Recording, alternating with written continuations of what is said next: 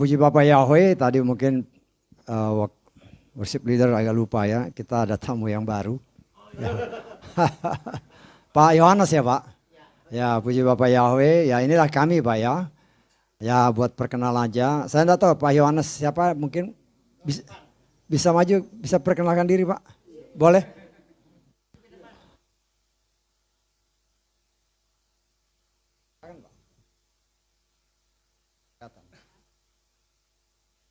Apa Pak? Saya nggak makan orang.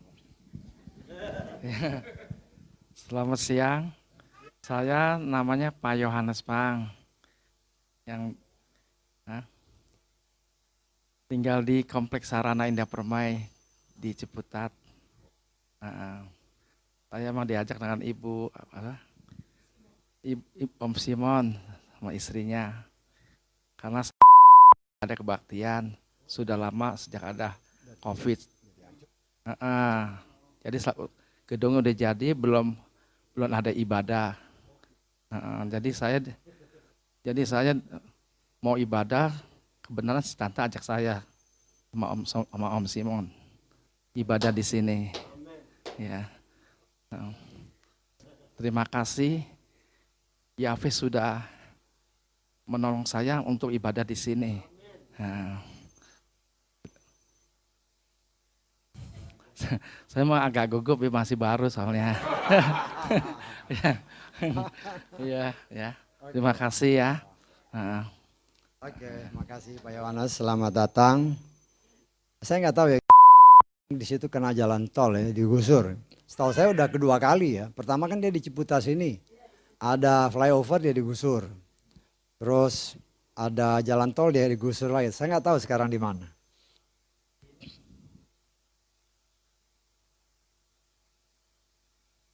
Oh di situ ya. Tapi saya nggak tahu apa mereka penyembah Yahweh apa enggak. Saya nggak tahu.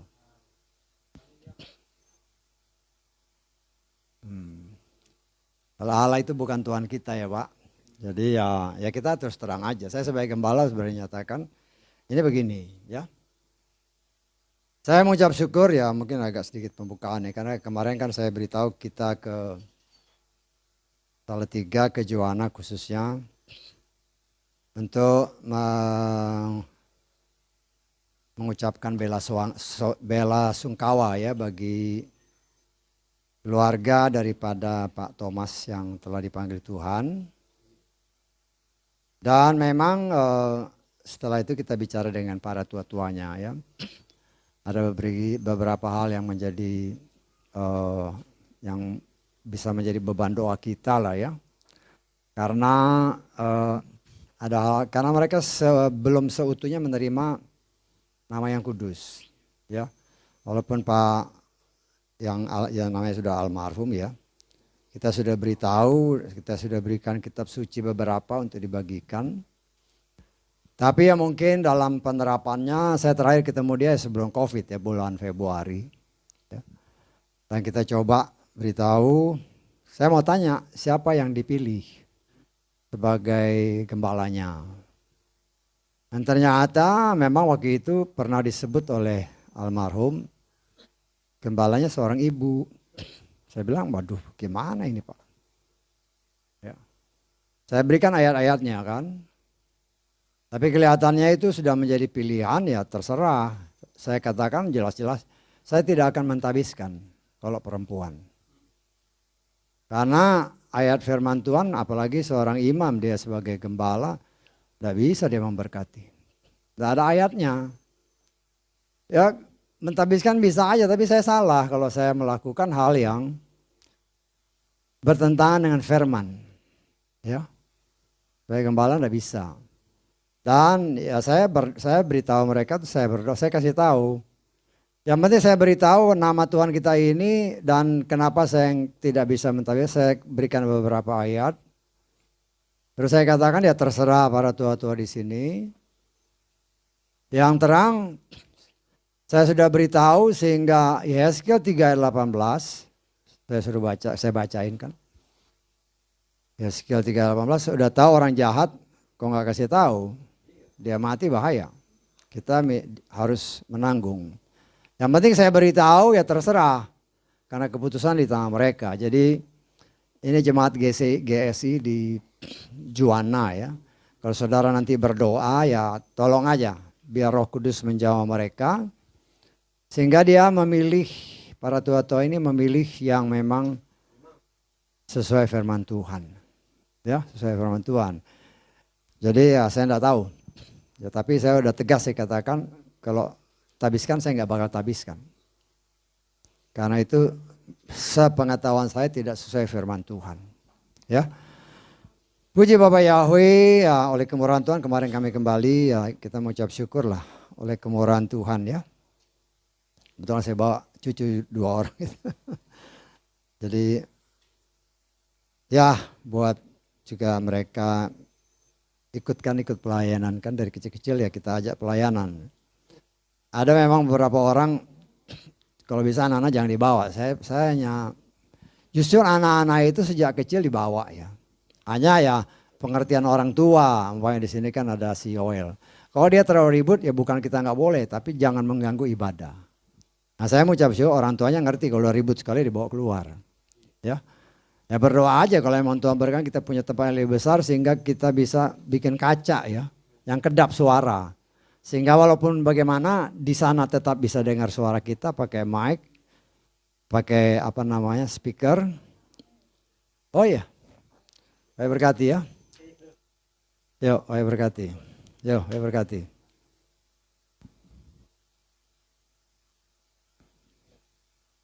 Puji Bapak Yahweh, jadi ya itu kita kan berdoa. Ya. Kita berdoa kalau kita hubungkan dengan firman tadi kita harus menghitung hari-hari. Ya. Kita hitung hari-hari, kita diberikan hikmat oleh Tuhan. Berdasarkan perhitungan yang Yeshua bilang, ya, bahwa generasi ini akan melihat. Ya, dan di dalam Matius pasal 24 jelas mengatakan generasi. Nah, tinggal kita cari yang dimaksud satu generasi itu berapa tahun. Ya. Kalau tadi disebutkan kan ada umur yang 70 tahun, kalau kuat 80 tahun, tapi itu bukan generasi. Awalnya saya pun berpikir begitu. Ya. Awalnya berpikir bahwa apakah satu generasi 40 tahun. Ya. Kenapa 40 tahun? Ya seperti yang berkali-kali saya katakan kan baik air bah itu kan hujan 40 hari 40 malam. Kemudian si puasa daripada ketika Musa bertemu dengan Bapak Yahweh juga 40 hari 40 malam. Yeshua juga 40 hari 40 malam. Elia juga 40 hari 40 malam. Anak-anak manusia dikandung ibunya 40 minggu. Ya 40 minggu ya. Betul nggak 40 minggu?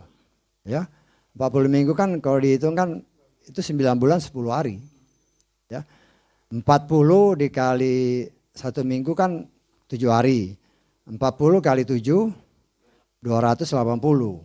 Ya, 9 bulan kali 30, 270. Jadi 9 bulan 10 hari. Ya, tadinya saya berpikir, ini 40 minggu.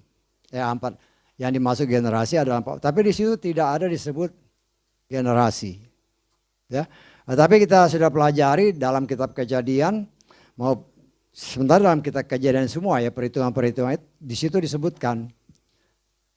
Dan saya mengimani bahwa memang generasi itu memang 100 tahun. Jadi kalau kita hitung 1948 di mana bangsa Israel mulai tumbuh, tunas pohon ara mulai bertumbuh, pohon ara kan berbicara bangsa Israel. Mulai tumbuh, itu tandanya. Nah, kita tinggal tambah 1948 ditambah 100. Nah, itu ancar-ancar. Ya. Kita harus ingat bahwa Yeshua bilang waktu ini diperpendek. Karena kalau nggak diperpendek nggak ada yang selamat. Nah, saudara bayangkan kalau tidak diperpendek nggak ada yang selamat. Artinya semua masuk dalam proses kesukaran besar. Ya. Sehingga dengan demikian kita hubungkan dengan ayat-ayat tadi yang diberitakan. Kita harus bisa menghitung hari-hari. Ini kita belajar hitung-hitungan. Ya. Saya mengucap syukur kenapa baru tahun ini Tuhan buka ya tentang generasi ini. Berarti memang waktunya sudah semakin dekat. Ya. Kan supaya kita mempunyai hati yang bijaksana, bijak. bijaksana. Kita bisa tahu pikiran Tuhan, oh ini kan Tuhan beritahu kita, tapi kita harus mengerti, harus ada dasarnya. Sehingga dengan dasar-dasar ayat ini, ya kita harus semakin siap. Ya. Semakin siap bukan berarti kita mengabaikan apa kegiatan kita sehari-hari, bukan ya. Jadi jangan salah mengartikan. Ya. Siap tetap berkomunikasi dengan Tuhan, tetap berhubungan dekat dengan Tuhan. Ya. Nah, sehubungan dengan pengajaran yang kita ambil dalam kitab Samuel ini, ya, kita sudah bacakan kemarin dalam kitab 1 Samuel 18, kita melihat bagaimana proses Daud sama Saul. Ya. Saudara harus ingat ya bahwa Saul itu diurapi, artinya dikasih Roh Kudus. Begitu juga Daud. Nah, di sini kita belajar bahwa walaupun orang sudah dipenuhi dengan Roh Kudus, bukan jaminan dia selamat. Saya tangkap ya, bukan jaminan dia selamat. Karena ada pengajaran-pengajaran di luar sana, ya. Yang penting engkau dibaptis dalam nama Adonai Yeshua Masih engkau selamat. Enggak ada ayatnya. Kalau hanya di situ ya. Contoh gamblangnya Yudas. Yudas itu kan dibaptis. Dan Yudas saya percaya namanya tertulis di kitab kehidupan. Karena berdasarkan Lukas 10 ya, ayat 20 ayat 18 19 20 ya. Di situ akan terlihat ketika Yeshua mengutus para murid, ada 70 orang. Mereka melakukan mujizat, tanda-tanda. Tuhan bilang jangan gembira karena itu. Tapi bersukacitalah karena namamu tercatat di sorga. Ya. Nah, kalau nama tercatat, saya percaya bahwa nama si Yudas juga pasti tercatat. Betul nggak? Tapi apakah Yudas, saya tidak mengatakan bahwa Yudas itu masih masuk neraka. Tapi kan dia bunuh diri. Kenapa saya nggak berani bilang, bukan nggak berani ya. Saya tidak mau menyatakan atau memastikan Yudas itu masuk neraka. Itu kan urusan Tuhan. Ya, masalah neraka itu bukan masalah kita. Itu urusan Tuhan. Tetapi kita melihat ya. Kalau dia menyangkali Tuhan. Itu urusan dia dengan Tuhan. Ya, di dalam kitab Mazmur pasal 69. Kita lihat ayat ke-28 ya, supaya kita mengerti, jangan sampai ada salah pengertian, oh saya sudah dibaptis, sudah diurapi, kita pasti selamat, belum tentu ya. Tambahkan tambahkan kesalahan pada kesalahan mereka dan jangan biarkan mereka masuk dalam ayat 29. Hapuslah mereka dari kitab kehidupan.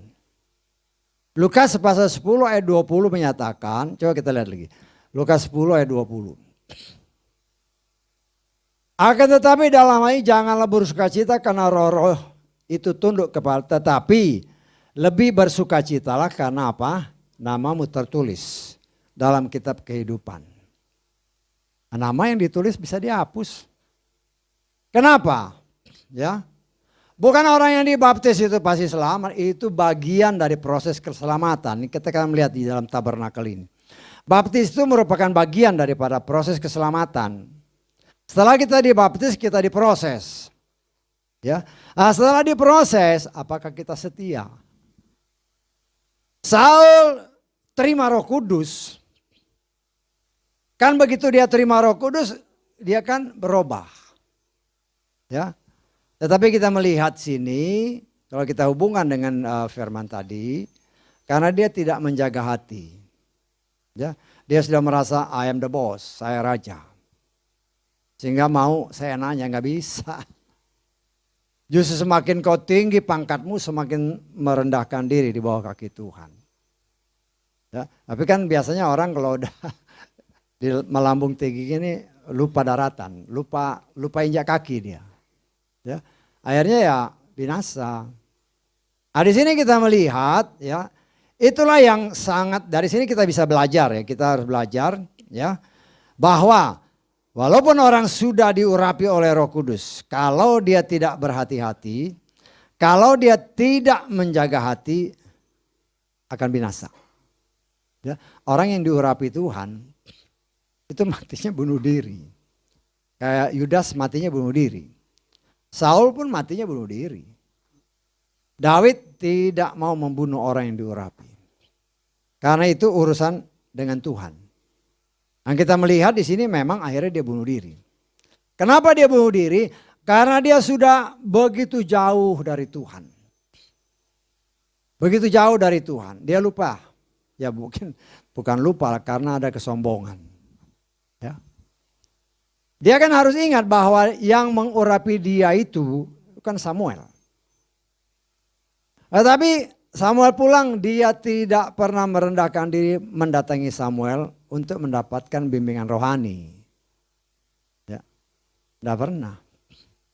Seharusnya kan dia undang, ayo kita persembahkan korban. Nah ini dia nggak mau. Dan jelas dikatakan dalam 1 Tawari berapa 13 itu kan, kita 1 Tawari 13 ayat ke berapa, ayat ketiga ya.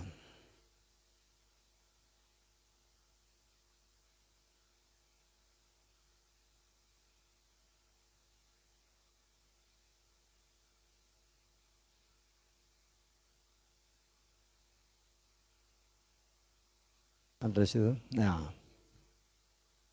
Perhatikan ayat ini ya. Kita harus membawa keliling tabut Elohim kita bagi kita. Perhatikan ayat selanjutnya. Kenapa? Karena kita tidak mencari Yahweh pada masa Saul. Kita menyimpulkan bahwa pada masa Saul memerintah 40 tahun ya. Bukan 40 hari, 40 tahun dia memerintah. Tapi dia nggak mau ibadah. Ya. Padahal yang ngangkat dia kan Bapak Yahweh jadi raja. Ya. Dia yang menyatakan diri bahwa siapa aku? Dia dari kelompok yang paling kecil, dia kan dari keturunan Benyamin. Kelompok yang paling kecil, dari keluarganya pun dia termasuk yang terbelakang. Ya, Tuhan sanggup membuat orang yang rendah diangkat. Tapi sayangnya setelah diangkat lupa diri. Ya. Nah, jangan lihat Saulnya, lihat kita. Jangan kita seperti itu, hati-hati. Hati-hati. Apalagi dalam proses sekarang ini ya. Segala sesuatu kan semakin dipercepat oleh Tuhan. Ya. Termasuk proses ini. Karena itu diajarkan kalau kita kembali ke firman tadi. Saudara dan saya harus bisa menghitung hari-hari. Ya. Hitung hari-hari. Ya, hitung. Katakanlah, kita kan boleh berandai-andai kan. Kalau seandainya benar tahun 48, tapi saya pikir nggak mungkin tahun 48, pasti sebelumnya. Kalau seandainya kita ambil patungnya, oke lah tahun 48. Apakah kita siap? Nah itu kan urusan kita kan, bukan urusan siapa-siapa. Apakah kita siap? Karena firman Tuhan itu segala sesuatu sedang dalam proses percepatan. Termasuk proses saudara dan saya. Siap nggak siap? Waktunya sudah ditentukan. Ya, saya mengucap syukur apabila oleh kasih kemurahan Tuhan ya. Kita bukan mau menyombongkan diri ya bahwa di sini disingkapkan bahwa Yeshua diangkat tahun 48. Salah lagi nanti ya. Tapi yang harus kita lihat adalah ya, ini berdasarkan firman. Itu akan terjadi tahun 48, tetapi ingat Yeshua bilang waktunya diperpendek. Diperpendek ini kita tidak tahu berapa tahun. Ya. Saya berusaha minta hikmat Tuhan, berapa tahun sih Tuhan? Kita nggak tahu. Yang terang sudah lebih pendek dari 1 jamnya Tuhan kan. Kan kita sudah hitung kan 1 jam Tuhan itu berapa jam. 1 jam sekitar 41 ya. Kan kalau tadi dibaca kan. Satu dari di dalam Mazmur 90 tadi. Itu sebenarnya sama dengan Petrus ya. Dalam suratan Petrus ya. Pasal ke berapa itu? 2 Petrus pasal 3 ayat ke-8, yaitu sama dengan Mazmur 90 ayat 4. Kita baca dulu ayat 8. 2 Petrus pasal 3 ayat ke-8. Ya. Akan tetapi biarlah satu hal ini tidak lepas dari perhatianmu, hai yang terkasih, bahwa di hadapan Tuhan satu hari seperti 1000 tahun dan 1000 tahun seperti satu hari. Ya, nah ini sama dengan Mazmur yang tadi dibacakan, Mazmur 90 ayat 4. Ya kita lihat Mazmur 90 ayat 4. Ya, sebab 1000 tahun dalam pandangmu seperti kemarin, sama nggak? Artinya sama kan?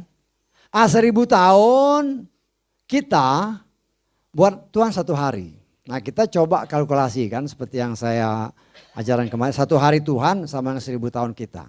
Satu hari Tuhan sama dengan juga 24 jamnya Tuhan. Betul nggak? 24 jam Tuhan sama dengan 1000 tahun kita. Nah, kita cuma pengen tahu 1 jam itu berapa? 1 jamnya Tuhan. Nah ternyata setelah kita hitung 1000 dibagi 24 sekitar 41-an. 41 tahun kita.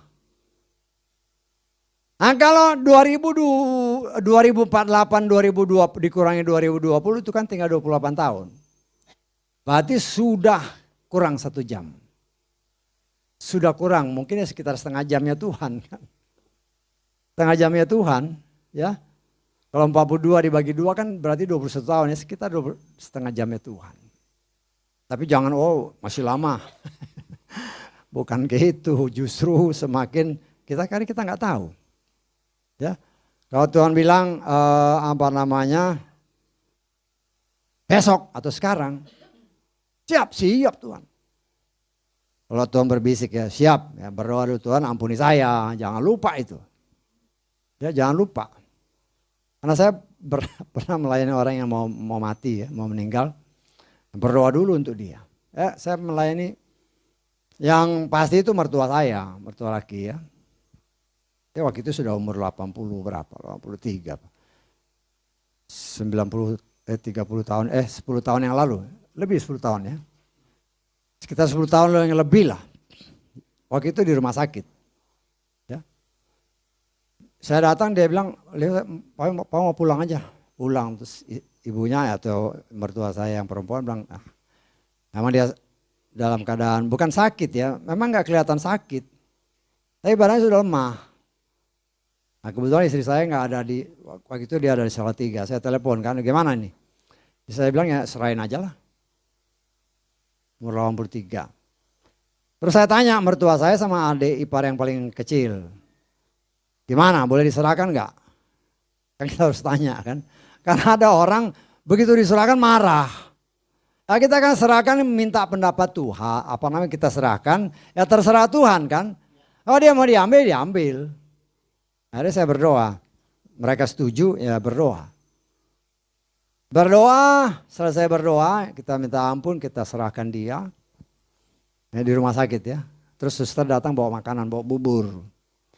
Suap, 1 masih masuk. Orangnya sebenarnya sehat. Kelihatannya saya cuma waktu ya Tuhan ya udah waktunya. Suap kedua udah mulai susah ditelan.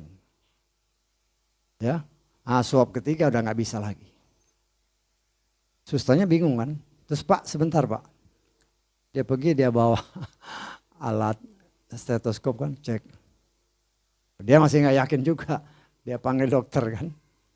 Akhirnya dicek pakai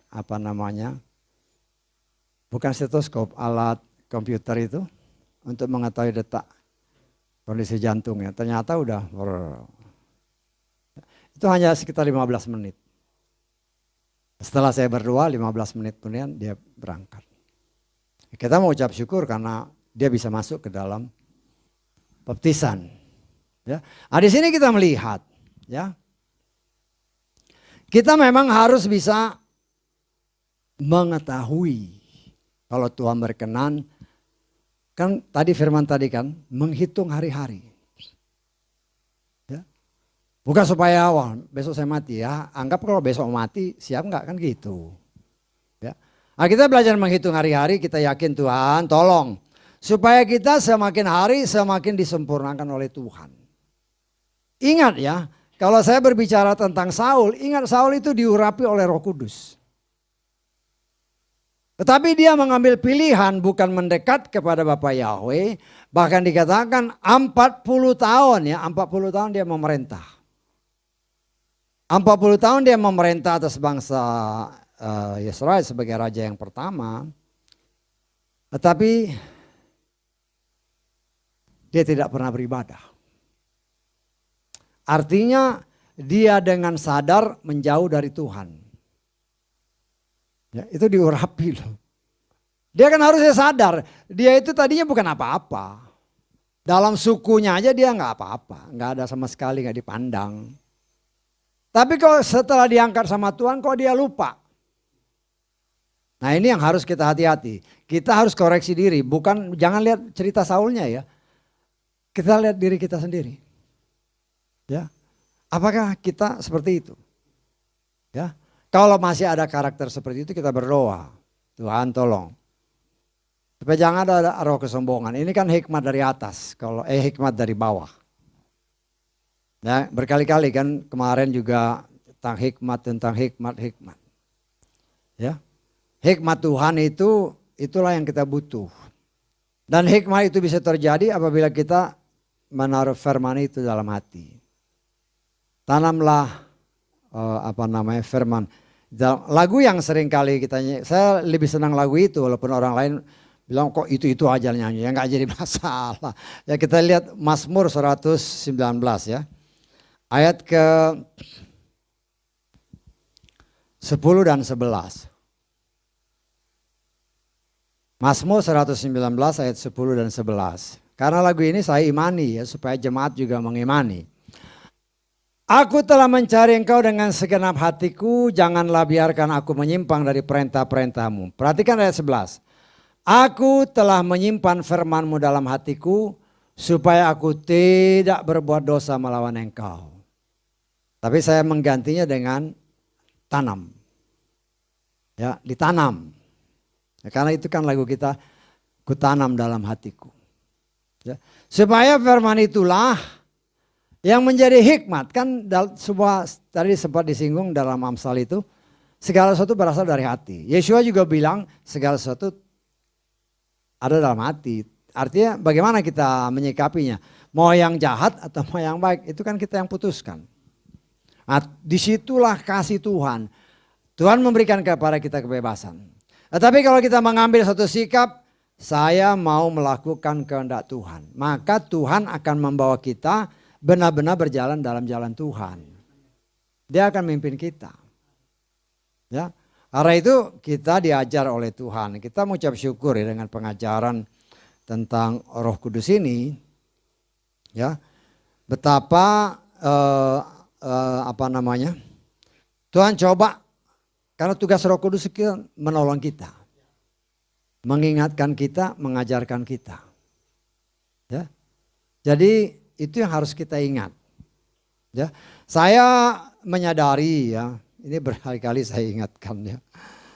Karena umumnya yang namanya penyembah Bapa Yahweh itu kan pakai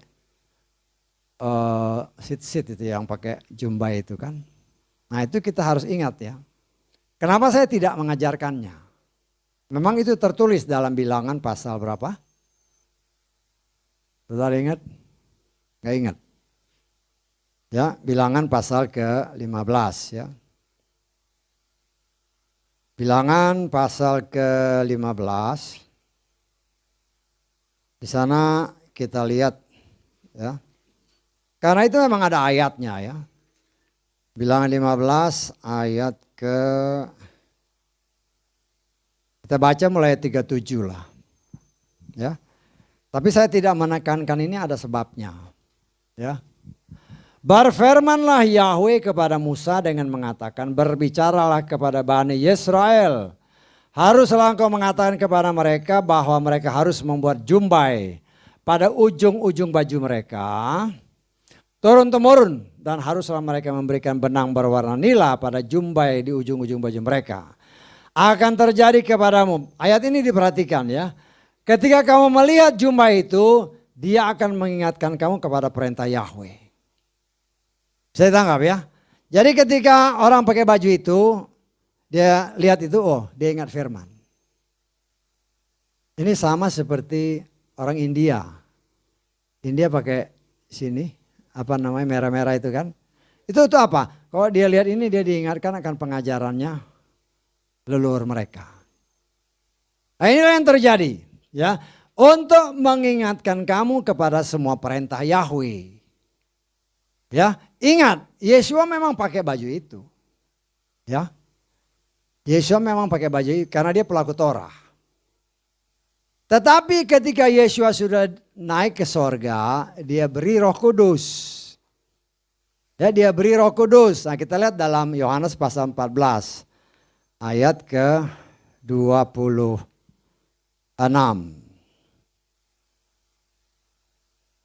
Kalau nanti saudara ketemu orang-orang kan bisa aja ada yang nanya kan, kamu penyembah Yahweh kok nggak pakai gituan? Yang harus bisa jawab ya. Kenapa kita nggak? Karena ini kan tugasnya untuk mengingat, ya. Nah kita lihat Yohanes pasal ke 14 ayat ke 26, ya. Namun penghibur yakni Roh Kudus yang akan Bapa utus dalam namaku. Nah ini. Pertama dia akan mengajar kamu segala sesuatu. Dan kemudian apa? Mengingatkan kamu segala sesuatu yang telah kukatakan. Kan tadi baju itu hanya untuk mengingatkan. Tapi baju itu nggak ngajar. Bisa ditangkap? Ya. Dan ketika Roh Kudus sudah dianugerahkan ya kita nggak perlu lagi pakai. Kalau motivasinya supaya kita mengikuti bilangan ini. Bilangan 15. Ya. Tapi kalau mau pakai ya silakan. Saya nggak larang. Mau pakai, cuman jangan mengimani bahwa engkau mengingat firman karena baju. Nah itu yang bahaya. Karena ini sudah digenapi Tuhan. Saya tanggap ya. Jadi kalau ada orang nanya kok kamu nggak pakai baju sit-sit itu, ya udah ada Roh Kudus kok. Buat apa lagi?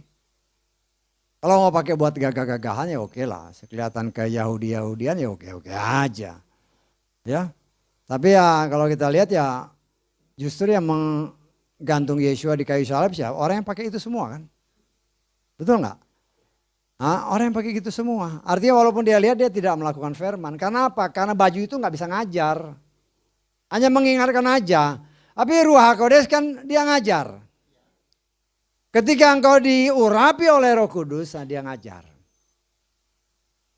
Dia ngajar kita, dia ingatkan kita. Sehingga kita mampu melakukan apa yang dia perintahkan. Jadi bukan asal semau gue ya, nggak bisa. Tapi semau Tuhan sesuai perintah Tuhan. Nah, di sini kita lihat dari pengajaran yang kita lihat di sini, ketika Saul ini kan sudah tahu, ini si Daud yang mau ganti. Dia berusaha dengan berbagai macam cara untuk memusnahkan Daud. Ya, dia berusaha dengan berbagai macam cara untuk membunuh Daud. Ya, tetapi kita melihat usahanya senantiasa gagal. Dia coba mengecewakan si siapa?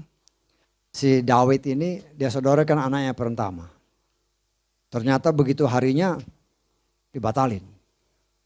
Ya, secara manusia kan sadis banget.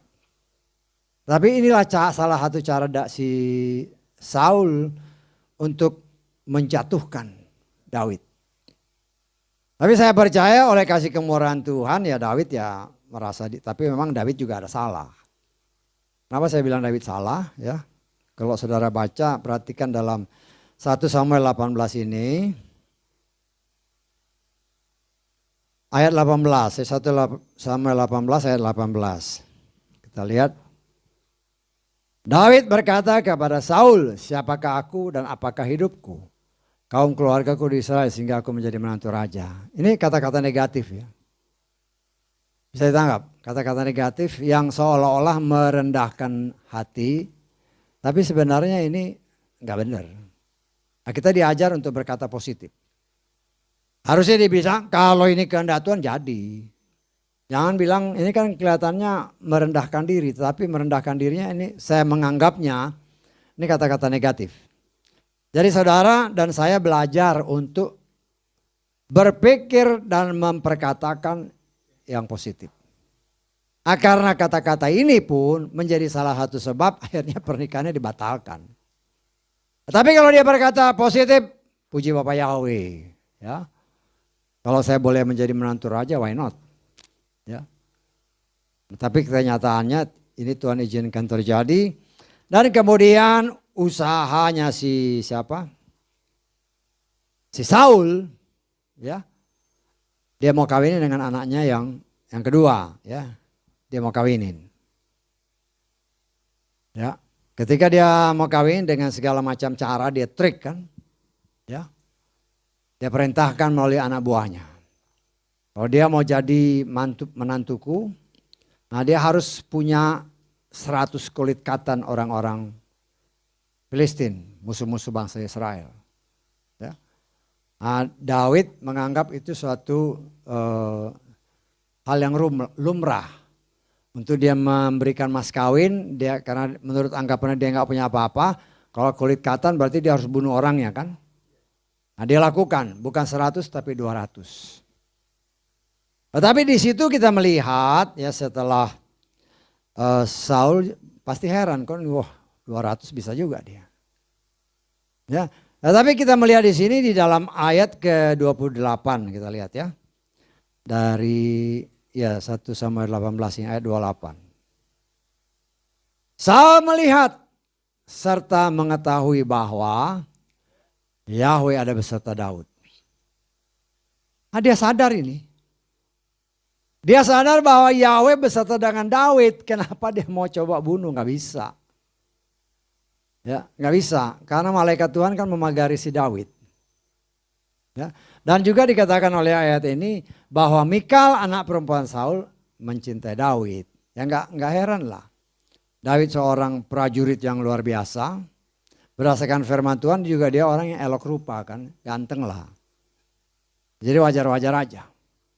Dan di sini kita melihat ya Saul agak tersentak. Dia mengharapkan bahwa Mikal ini berpihak kepada dia. Tetapi ternyata harapannya bertolak belakang. Ya, sehingga di dalam ayat-ayat selanjutnya dalam 1 Samuel 19 kita melihat ya ternyata anak-anaknya Saul ini boleh dikatakan memihak kepada Daud termasuk Yonatan. Ya, di dalam pengajaran sebelumnya kan kita sudah melihat bagaimana hati si Yonatan itu sangat mengasihi si Daud, ya, walaupun mungkin beda umur ya. Saya menafsirkan Daud waktu dia berperang dengan Goliat itu di bawah 20 tahun. Di bawah 20 tahun. Ya mungkin saudara tanya loh apa dasarnya? Kan harus begitu dong. Ya, harus ada dasar kenapa yang umur 20 tahun atau di bawah 20 tahun. Ya kalau kita lihat di dalam kitab Bilangan pasal ke berapa ini? Pasal ke 1 ya. Kita baca mulai ayat 2 dan 3. Bilangan 1 ayat 2 dan 3. Ini dasar saya menafsirkan bahwa Daud umurnya di bawah 20 tahun.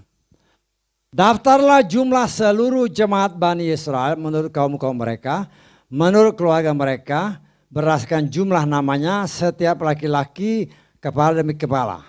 Kemudian dikatakan apa? Dari yang berumur 20 tahun dan seterusnya. Yaitu setiap orang yang siap gerak dalam pasukan perang. Ini dasarnya. Saya mengatakan bahwa Daud masih di bawah 20 tahun. Kenapa? Kan Daud nggak ikut perang. Hanya dia mengunjungi kakaknya. Kakaknya kan sudah jadi prajurit. Jadi kakaknya sudah lebih dari 20 tahun. Atau paling sedikit ya di 20 tahun. Karena 20 tahun kata firman Tuhan dia harus jadi tentara. Ya. Nah, tapi Daud waktu itu pasti di bawah. Ya. Sehingga kita melihat itulah cara Tuhan bekerja untuk memproses. Segala sesuatu yang Tuhan rencanakan pasti untuk kebaikan. Walaupun pada awalnya kalau saudara perhatikan apa yang diberitakan, pada awalnya kelihatan kan ya kadang-kadang ada yang mulus, kadang-kadang ada yang harus kita lewati beberapa step yang mungkin bisa menjadi satu hambatan. Nah, tapi saya percaya itulah bagian dari proses yang Tuhan kerjakan termasuk pengajaran ini tentang Roh Kudus. Ya, tentang Roh Kudus di mana saudara dan saya walaupun kita sudah diurapi Roh Kudus. Ya. Tapi kalau kita tidak menjaga hati, karakternya bisa seperti Saul. Saul ini kan nggak menjaga hati. Sehingga karakternya ini akhirnya ya bukan melakukan kehendak Tuhan. Dia kan harusnya sadar bahwa dia ditegur sama Samuel kan. Kamu nggak boleh pimpin ibadah. Mesbah atau mengorbankan persembahan pakai nggak boleh. Kamu juga sudah melawan firman Tuhan. Tuhan perintahkan begini yang kamu lakukan lain. Seharusnya dia sadar.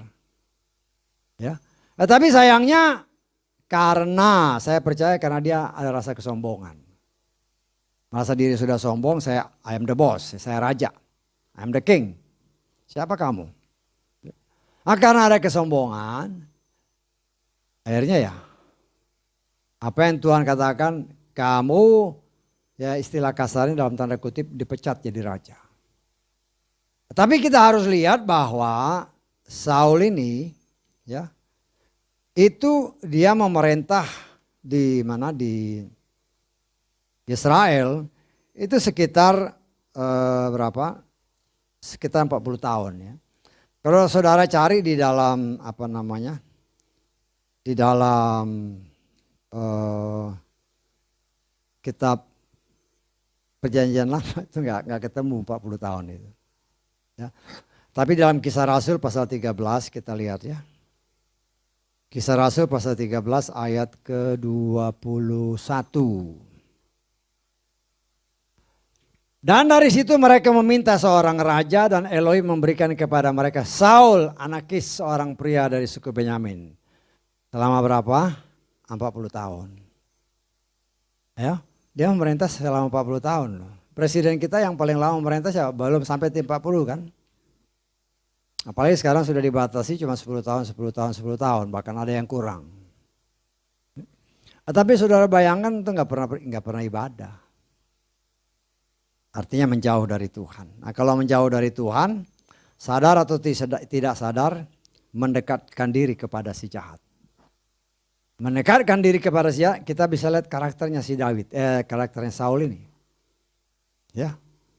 Akhirnya dia timbul kecemburuan yang luar biasa. Karena kelihatan kan dia panik. Aduh, ini ada orang yang mau mengganti aku nih jadi raja. Panik kan dia. Dari kehidupan yang tadinya mungkin ya kekurangan. Ya. Tapi kalau dibilang miskin sekali sih pasti enggak. Karena dia kan punya domba-domba kan. Ketika dia mau jadi raja kan dia pergi cari domba bapaknya yang hilang. Jadi kalau dibilang miskin ya enggak miskin lah. Tetapi kita melihat dari rakyat jelata tiba-tiba diangkat jadi raja dengan segala kemewahannya. Ya. Nah sayangnya kita melihat di sini bahwa hal ini pun bisa terjadi kepada semua orang. Kalau kita lupa bahwa segala sesuatu yang baik kata kitab Yakobus, segala sesuatu yang baik itu berasal dari Tuhan. Jangan kita mengatakan oh ini karena saya pintar, karena saya kaya. Jangan ada timbul pikiran seperti itu. Ya. Kan ada orang yang bilang, oh saya pengusaha, saya punya ini yang brilian. Ya. Jangan. Saya katakan sebagai pelayan Tuhan, jangan ada kesombongan. Karena Tuhan benci sombong. Kan si Hela Ben Saka atau si Lucifer itu kan, karena kesombongannya, maka dia dilempar. dari sorga, dibuang. Nah di sini kita melihat Tuhan benci kesombongan. Nah, Tuhan mau kita tetap merendahkan hati di bawah kaki Tuhan. Merendahkan diri dan hanya mengagungkan Dia. Ya, bukan mengagungkan manusia ya. Kalau mengagungkan manusia juga salah. Ya. Apalagi menyembah manusia nggak boleh. Ya. Nah, di sini kita harus lihat bagaimana kita diajar terus sama Roh Kudus. Jangan sampai karakter-karakter yang timbul karena tidak mau dekat dengan Tuhan. Ya. Kan itu otomatis kalau kau jauh dari Bapa Yahweh, engkau mendekatkan diri kepada si jahat. Kalau hikmat dari si jahat itu hikmat dari bawah.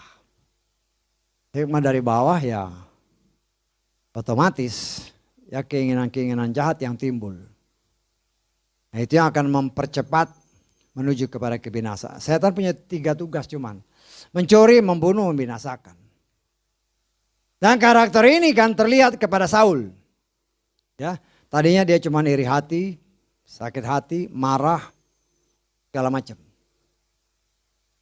Baru dia tahu si Daud, langsung dia punya pikiran ini harus dibunuh. Tapi dia lupa bahwa ini orang yang diurapi Tuhan.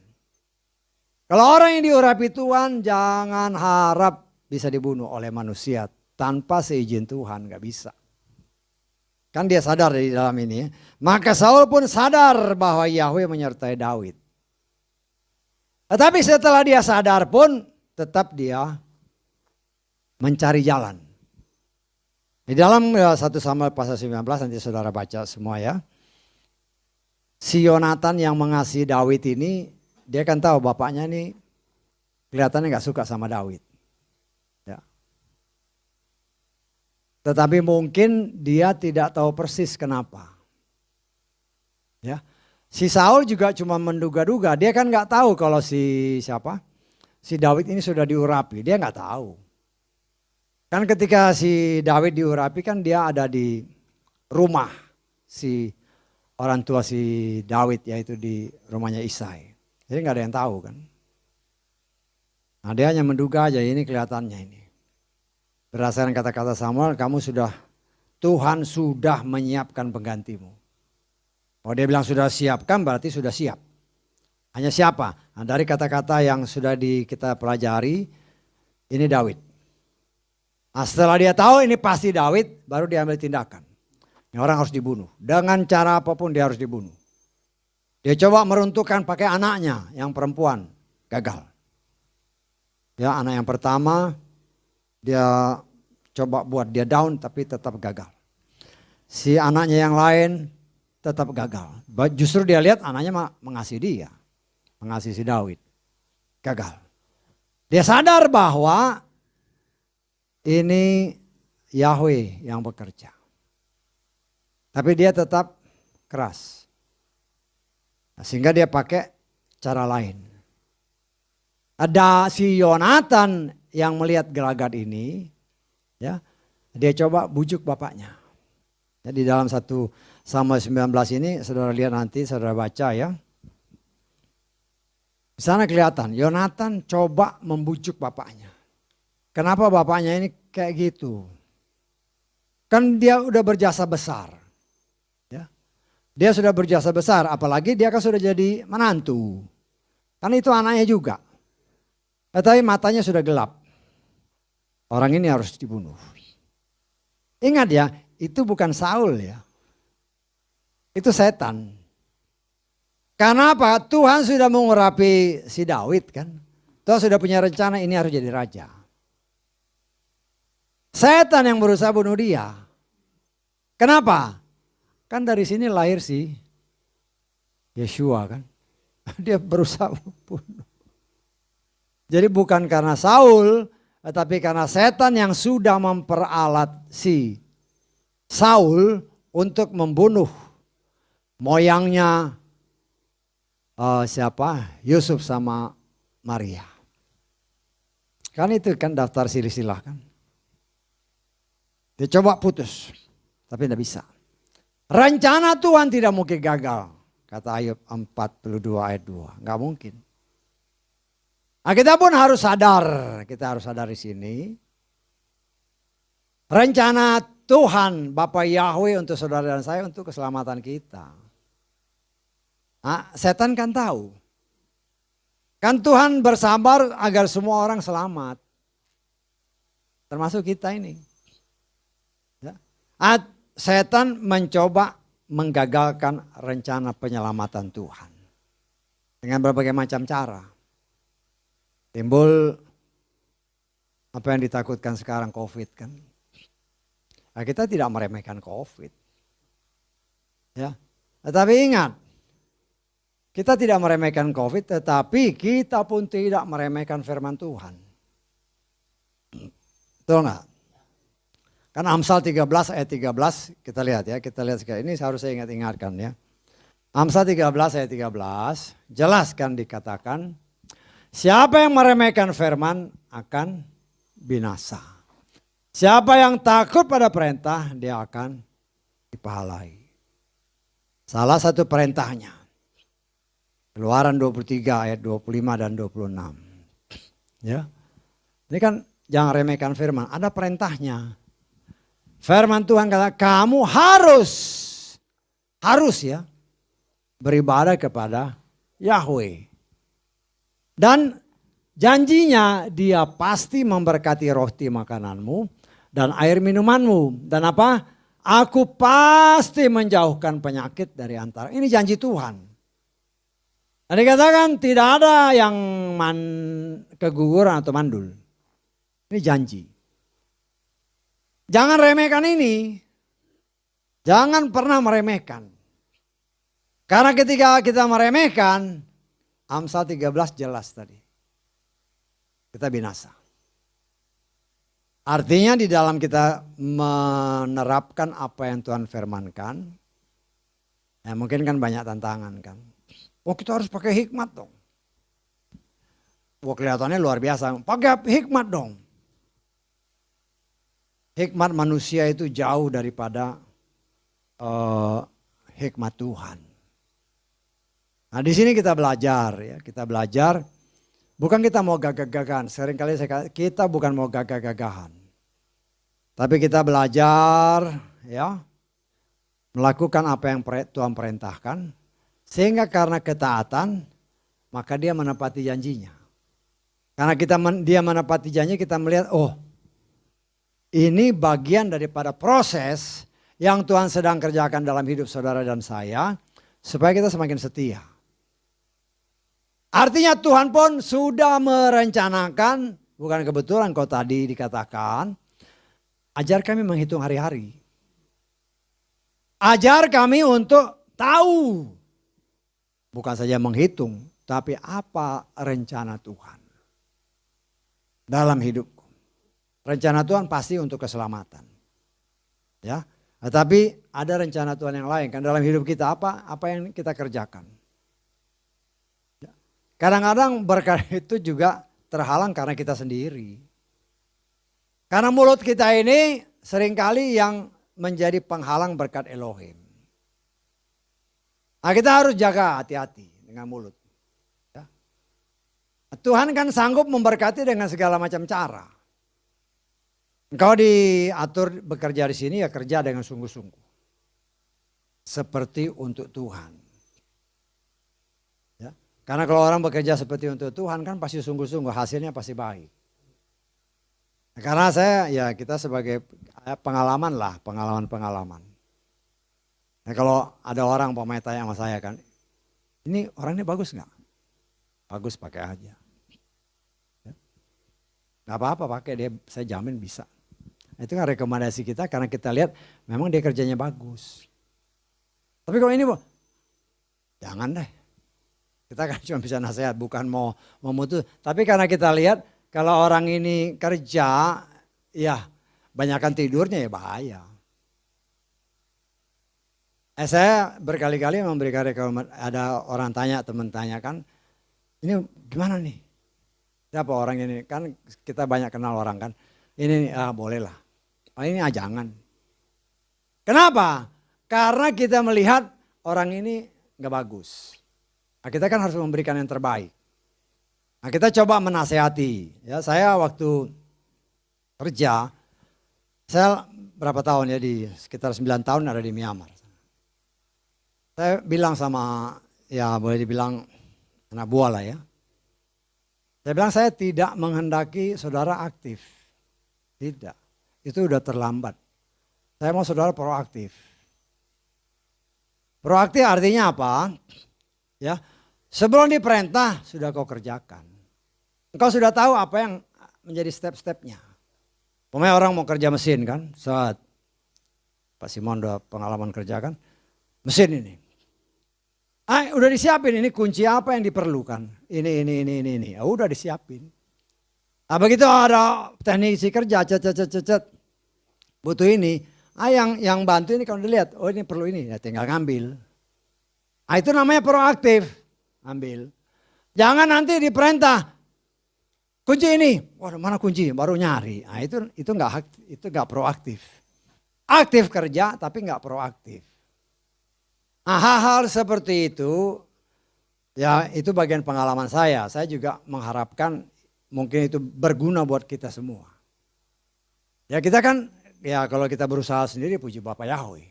Sebagai pengusaha-pengusaha, tapi kan kita juga harus proaktif sebagai pengusaha kan. Ini apa yang harus saya kerjakan? Wah ini pasarannya begini, cepat dirubah. Ya ada perusahaan-perusahaan yang satu usaha tiba-tiba ada masalah COVID gini kan, masalah COVID terus kemudian apa? Ya, wah ini orang harus di sanitizing sistem gitu kan. Oh perusahaan ini bikin juga. Padahal ini bukan produk dia. Cuma kelihatan ini diperlukan, dia bikin. Ternyata laku juga.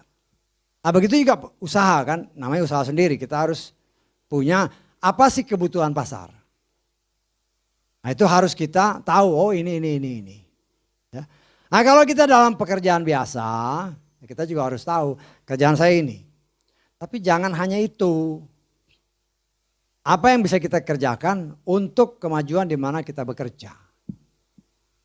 Kalau kau hanya kerja rutin, atasanmu dia cuma bisa itu aja. Bisa ditangkap maksudnya. Jadi kalau kita bekerja di suatu perusahaan, ya apa yang bisa saudara berikan, ya berikan yang terbaik. Karena itu nanti pasti ada keuntungannya buat kita. Ya bos kita akan, oh ini bagus nih. Bahkan dia mungkin akan ditambah bebannya ya, enggak masalah. Ya, saya mengajar diri saya jadikan pekerjaan itu sebagai hobi. Kalau kerja sebagai hobi kan senang kerjanya. Tapi kalau kerja enggak sebagai hobi, gagal. Gagal pasti. Ya. Saya bekerja lama di perusahaan minyak kan. Jadi saya tahu perusahaannya di laut-laut lepas itu kan. Semua peralatan dari dalam laut sampai itu saya setidak-tidak saya punya gambaran dan saya bisa kerjakan. Ya, saya ajarkan kepada orang-orang yang menjadi bawaan saya, apalagi yang di Myanmar. Myanmar itu memang agak kurang ya. Saya katakan kepada mereka, orang-orang maintenance ini. Kalau kamu lihat, kamu dengar, kamu rasakan yang tidak normal, itu kerjaanmu.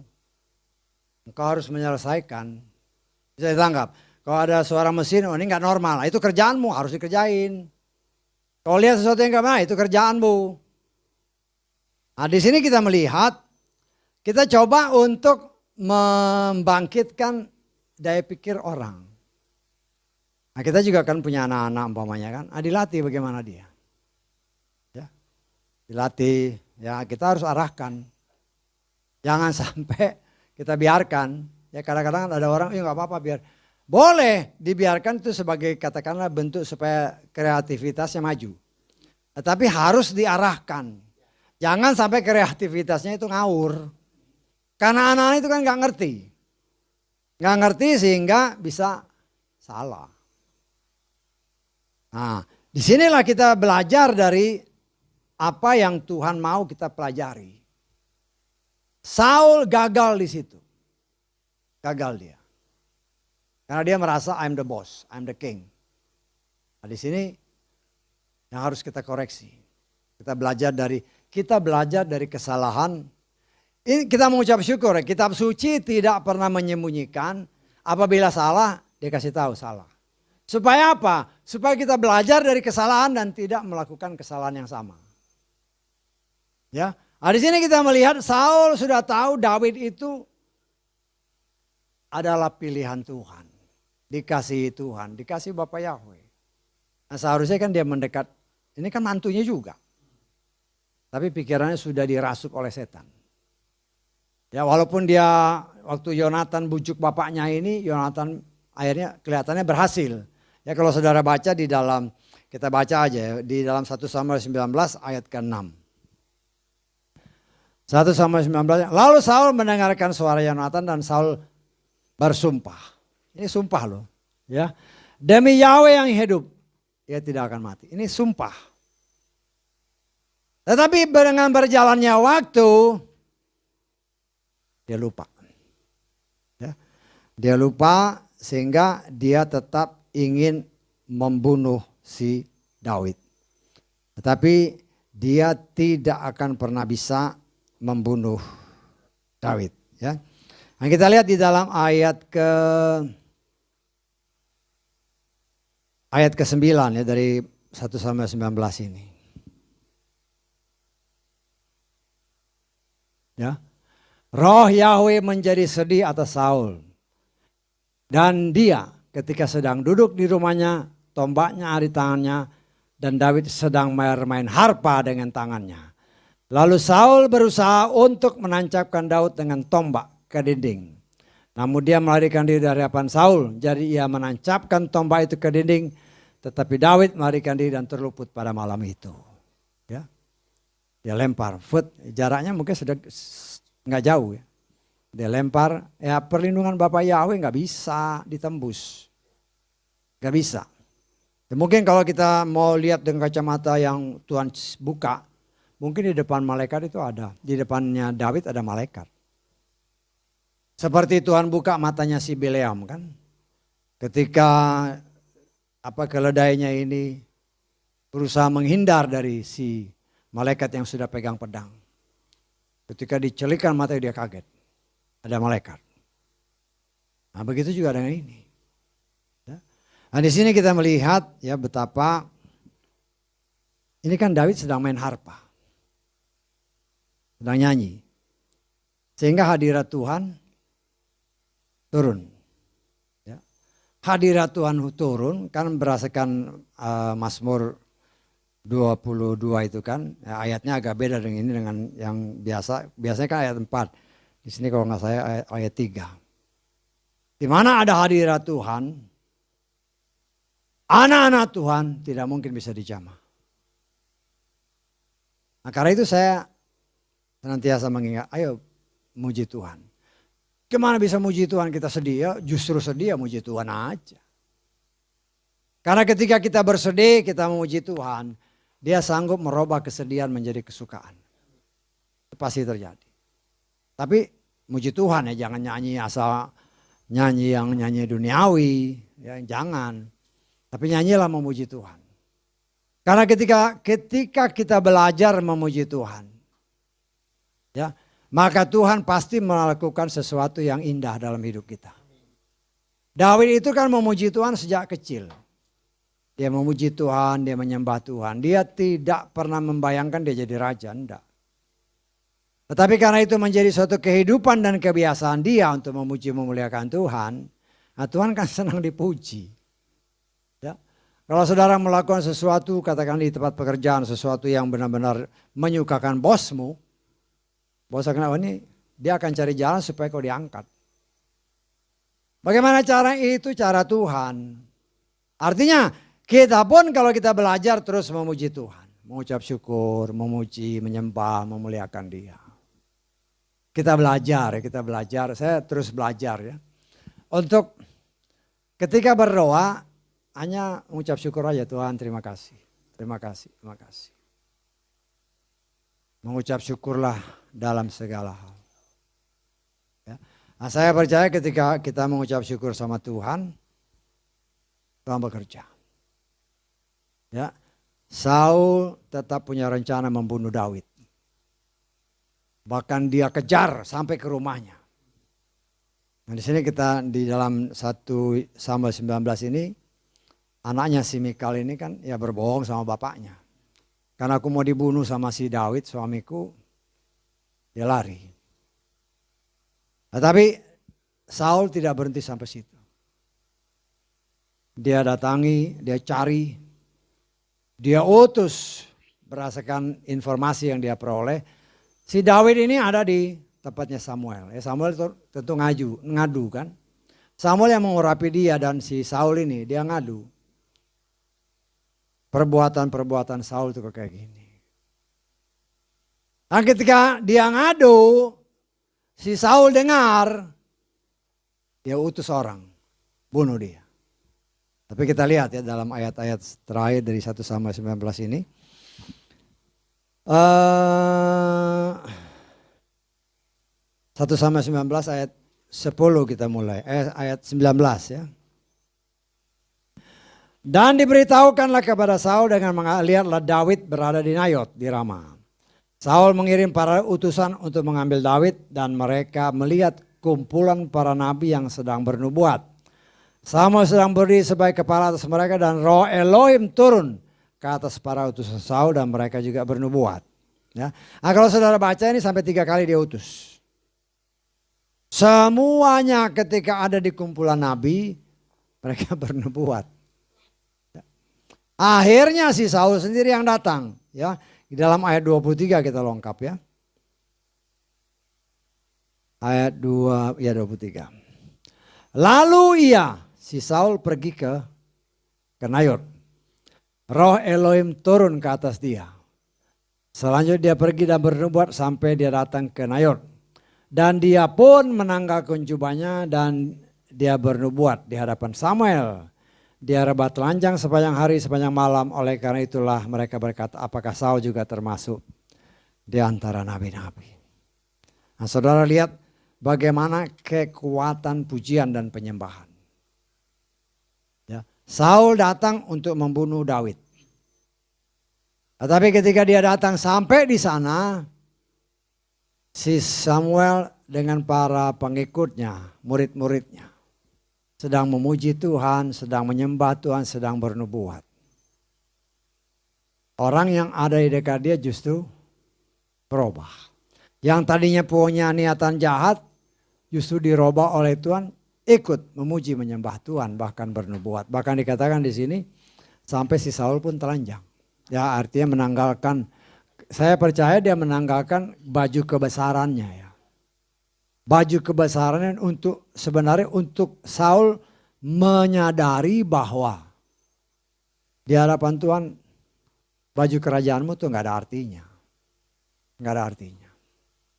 Tapi di sisi yang lain kita melihat, saya menafsirkan ya, boleh kan kita menafsirkan betapa sebenarnya Tuhan mengasihi Saul. Tuhan kasih berbagai macam cara kan.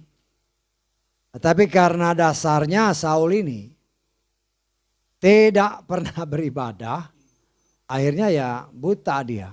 Buta dalam arti kata Tuhan mau dia sebenarnya bertobat. Dia bernubuat kok ini. Kan jelas kan. Dia artinya ketika dia ada di tengah para nabi, tempat itu kan dikuasai oleh roh Bapa Yahweh. Sehingga ketika dia masuk ke dalamnya, dia dijamah. Dia dijamah. Sampai dia bernubuat, dia berbahasa lidah dan segala macamnya. Tapi tetap tidak sadar. Kenapa? Karena di dalam hatinya sudah tidak ada lagi roh Tuhan. Ya, nggak ada lagi roh Tuhan. Kan di ayat-ayat sebelumnya kan dikatakan roh Bapa Yahweh meninggalkan dia. Tetapi saya percaya Bapa Yahweh masih mengasihi dia. Kan beberapa kali tadi dikatakan juga Bapa Yahweh sedih. Roh Bapa Yahweh sedih. Artinya orang ini kok sudah diurapi, sudah diberikan beberapa tanda-tanda. Kok masih kayak gitu? Nah, jangan lihat Saulnya, lihat kita kan. Ya, jangan lihat juga belakang kita. Masa lalu kita tuh nggak ada yang beres. Ya, sekarang kita berdiri di sini. Nah, Tuhan punya rencana. Jangan sampai masa lalu kita itu justru menahan gerakan kita untuk maju semakin lebih disempurnakan. Ya. Karena itu kan si Paulus katakan, aku melupakan apa yang di belakangku. Mengarahkan diri apa yang ada di depan. Artinya Tuhan mengajar kita yaitu terserah kita. Mau maju apa enggak? Kalau hanya ngingat, kebanyakan orang kan ngingat-ngingat dulu, masa dulu. Jadi imannya bukan iman Raja Wali, imannya adalah ayamnya nyeker terus. Sampah-sampah diceker. Ya, sampah-sampah yang sudah dibuang sudah. Nah, kita belajar ya, bukan berarti mosok. Enggak, kita belajar, kita kan iman Raja Wali. Raja Wali itu menyukai makanan yang segar, daging biasanya. Daging yang segar. Yeshua berkata, akulah roti yang turun dari sorga. Firman. Firman yang segar. Nah, itulah yang harus kita menjadi makanan hidup kita setiap hari. Ya. Nah, kita kan mau hikmat, kita mau tahu hari-hari depan. Ya, satu-satunya cara harus baca firman. Nggak ada cara lain. Ya, nggak ada cara lain. Kita boleh katakanlah berdoa nggak pernah baca firman, jadi gimana taunya? Kan Tuhan bilang baca, apa yang mau dibaca ya firman. Ya dua-dua harus ya. Berdoa itu kan kita berbicara sama Tuhan. Berbicara sama Tuhan, nanti kan Tuhan kasih tahu ya, buka di sini, buka di sini, buka di sini. Ya, nah, jadi sini kita melihat kan itu kan cara Tuhan mendidik saudara dan saya. Sehingga dengan demikian, kalau Tuhan bilang buka di sini, kok nggak pernah baca gimana?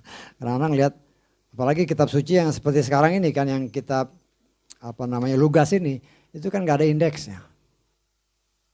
Kalau dicari Matius, nyarinya di depan ya, sampai kiamat nggak dapat. Ketahuan kan, ketahuan nggak pernah baca. Ya ada bagus ya kitab yang nggak ada indeksnya ini. Di sini kelihatan nih orang pernah baca firman. Walaupun kadang-kadang agak sulit ya, karena ini kan perkiraan Mazmur di tengah, ternyata nggak dapet. Tahu-tahu dapetnya Yesaya. Tapi kan kita bisa tahu Yesaya berarti Mazmur bukannya yang sebelah ke sana, bukannya ke sana. Bukannya ke sana berarti ini orang ketahuan ini. Ya. Di sini kita dilatih sama Tuhan. Saya nggak tahu berapa, saudara kan bisa koreksi setiap hari kan. Kan ada lagu yang mengatakan salah satu kata-katanya begini. Kurenungkan firman-Mu siang dan malam. Betul gak? Betul kan? Jujur ya, apakah engkau merenungkan itu siang malam? Kalau enggak engkau bohong sama Tuhan loh. Jadi jangan menganggap kata-kata itu gampang ya. Setiap apa yang kita keluarkan itu harus kita pertanggungjawabkan. Orang nyanyi, oh kurenungkan firman-Mu siang malam. Benar enggak? Jangan-jangan seminggu sekali juga belum tentu. Betul nggak? Ya kita harus hati-hati. Ya, ya saya belajar ya kadang-kadang baca. Karena dengan baca ini kan surat cintanya Tuhan. Dengan baca, oh gini, ini maksud Tuhan. Sehingga Tuhan buka. Tapi kalau nggak pernah baca ya berarti cinta kasih kita diragukan. Tanda tanya. Tapi kalau kita mau baca, ya mungkin badan kita capek, ayo harus baca. Ya, 1-2 ayat, ingat sepatah kata firman Tuhan kan, itu ada kuasa. Ya kita tahu itu karena siapa ya, kalau saya nggak salah prajurit itu kan, prajurit itu mengatakan ketika Yeshua bilang, ketika dia katakan Tuhan saya nggak layak menerima engkau di dalam rumahku, tetapi katakanlah sepatah kata. Ya. Haleluya, kita lihat di dalam Matius 8 ayat 8.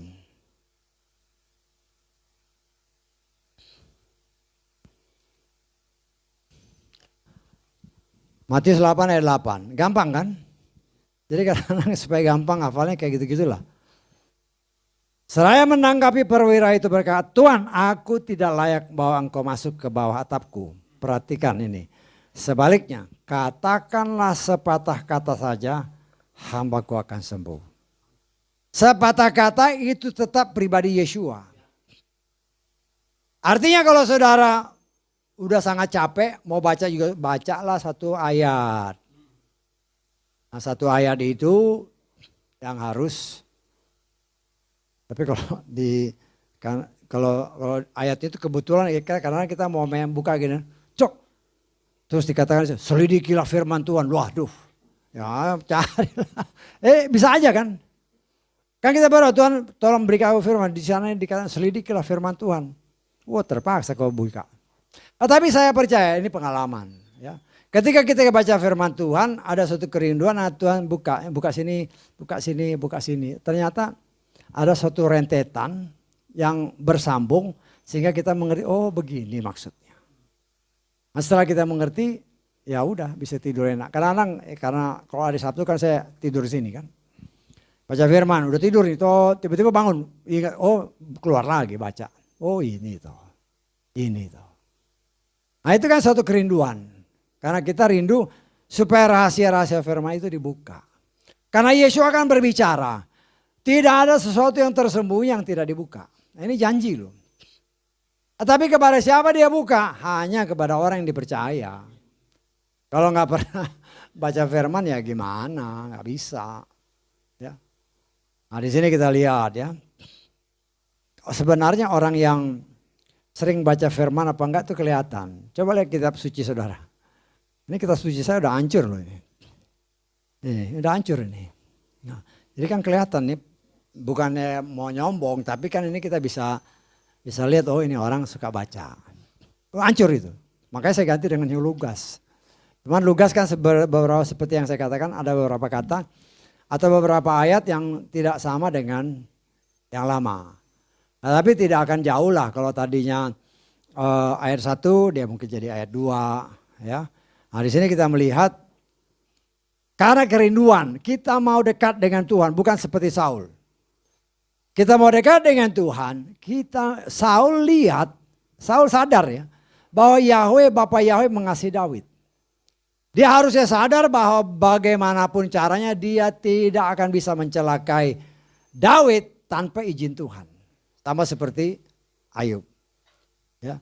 Ketika Ayub mau malaikat Tuhan bertemu, Bapak Yahweh bertemu dengan malaikat-malaikat termasuk setan, kan Bapak Yahweh bicara. Kau lihat nggak si Ayub? Si setan kan bilang, bagaimana aku bisa menjamah dia? Kau pagari dia. Artinya setan pun tahu kalau dia dipagari. Kalau si Ayub dipagari oleh kuasa Tuhan, dia tidak akan pernah bisa menjamah. Si Saul, dia datang ke tempat itu. Memang niatnya membunuh. Tetapi di sana ada kuasa Tuhan yang luar biasa. Akhirnya niatan yang jahat berubah. Karena ada tertulis kan, musuh sekalipun bisa diperdamaikan oleh Tuhan. Dengan cara Tuhan. Nah, saya tidak tahu kehidupan pribadi lepas pribadi kan.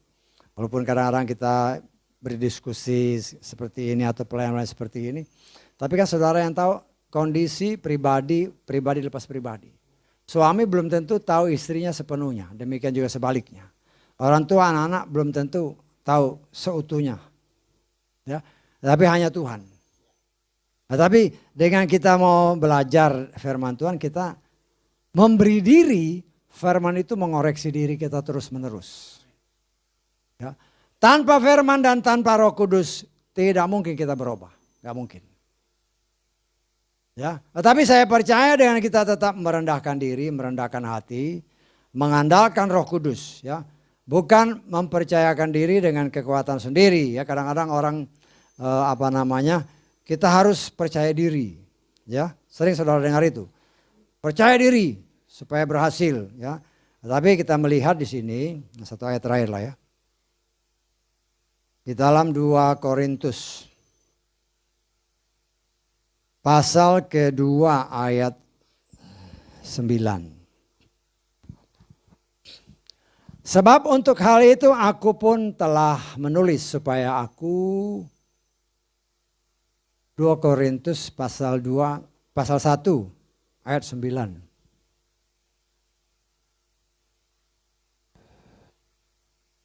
Namun di dalam diri kami sendiri, kami sudah menerima vonis kematian. Supaya apa? Kami jangan menaruh keyakinan atas diri kami sendiri, tetapi kepada Elohim yang membangkitkan orang-orang mati. Artinya di sini kita belajar, jangan mempercayakan dirimu kepada dirimu sendiri. Jangan sok yakin. Karena kita tidak tahu setapak di depan itu apa. Tetapi Dia tahu. Nah kalau kita menyerahkan sama Tuhan, Tuhan jadilah kehendak-Mu. Maka Dia yang akan atur. Kan Tuhan yang lihat. Oh di sini kalau kau jalan ini ada bahaya. Nah, Tuhan sedikit palingkan kita dari arah itu. Sehingga dengan demikian kita semakin dibuatnya peka. Jadi segala sesuatu apapun yang Tuhan izinkan terjadi dalam hidup kita. Mungkin itu, oh kok gagal sih. Jangan langsung kecewa. Tetapi koreksi diri, kenapa Tuhan? Karena ada maksud Tuhan. Karena di firman Tuhan dalam Mazmur 1 ayat 1, 2, 3, apapun yang diperbuatnya pasti berhasil. Kok ini gagal? Nah kita koreksi diri, kan gagal karena apa? Karena salah sendiri atau ada rencana Tuhan. Sehingga dengan demikian kita dibangun, disadarkan, andalkan Tuhan dalam segala perkara dalam hidupmu. Sehingga hidupmu akan dibuat berhasil. Haleluya, amin. Kita bangkit berdiri ya. Kau beri yang kupinta, saat ku mencari ku mendapatkan.